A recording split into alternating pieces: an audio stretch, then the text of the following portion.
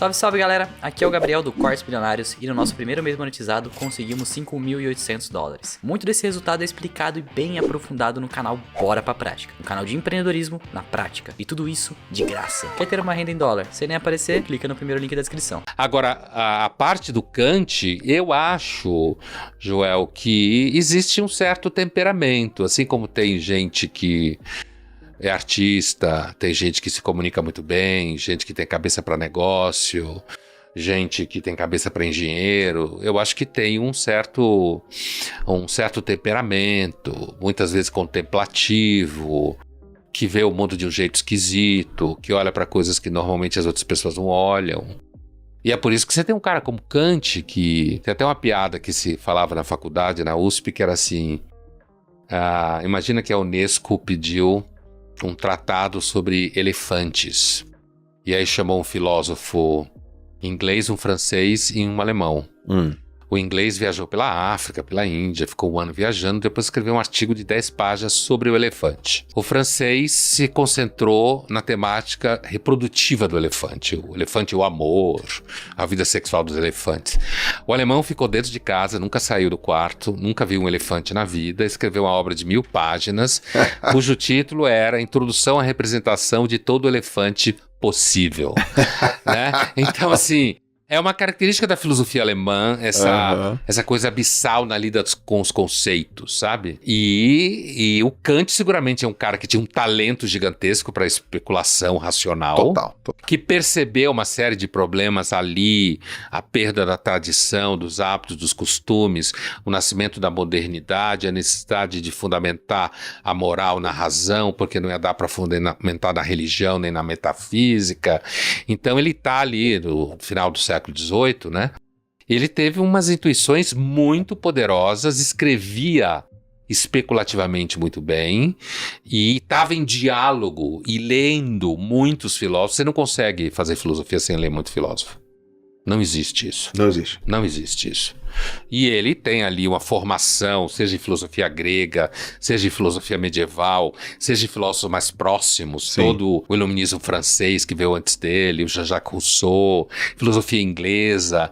Então, é uma atividade que requer um certo temperamento e uma capacidade de erudição gigantesca. Sim. Para fazer filosofia. Não, é demais.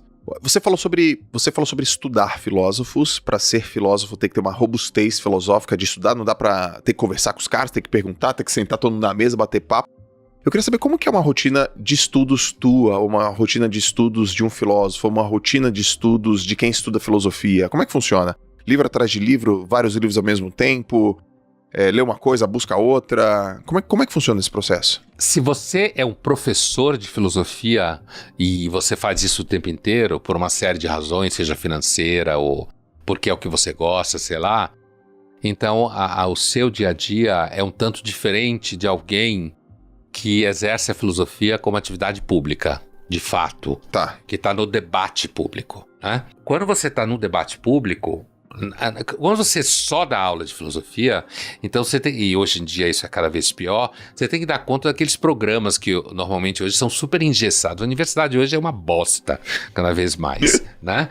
Tudo engessado, burocratizado, sabe? Assim, é uma espécie de... Quem administra é cada vez mais gente medíocre, Sim. Certo? Isso é um problemão, é uma outra coisa, mas isso aí não é só no Brasil. Isso não é um problema só nosso. Bom, mas assim, quando você vai, digamos, para não ser só professor de filosofia, mas filósofo, porque o filósofo que se constituiu como filósofo na história foram filósofos públicos, no sentido de que participaram do debate da sua época. Alguns até exerceram cargos públicos e tal.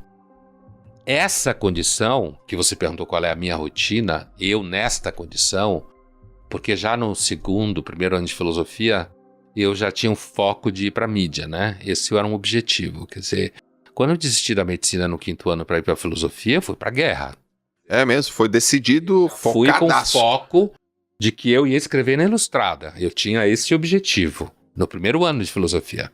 Porque então eu queria estar no espaço pauta discussão.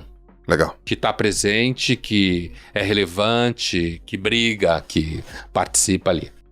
Então, como eu tinha esse foco e a minha rotina é assim, eu leio muito, eu sempre fui muito, isso já na medicina, eu era muito disciplinado, eu consigo ler várias horas no dia e não me entedio, né?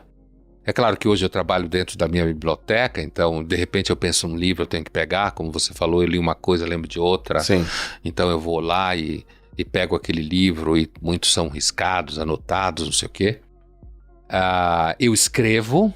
Sim. E quando você escreve semanalmente no jornal, fica mais fácil ainda escrever. Entendi. Quanto mais você escreve, mais se escreve. Né? Entendi. E eu quase não dou mais aula hoje, porque inclusive não tenho agenda. E aí, assim, depende, porque a minha rotina, às vezes eu tenho palestra, às vezes eu tenho que viajar, depende do que a Camila inventa, entendeu? Então, assim, mas assim, se eu não tenho que viajar ou para trabalhar, eu quero dizer, alguma coisa assim, o que eu faço basicamente é ler e escrever. A gente faz os cursos, grava os cursos, então tem esse trabalho, digamos assim, com as redes sociais, então o canal do YouTube, né? Digamos assim, essa parte que tem a sua especificidade, ainda que seja trabalho de conteúdo, mas o que sustenta isso tudo, na TV Cultura também é a mesma coisa, é uma disciplina de leitura e escrita contínua. Contínua. O tempo todo dia.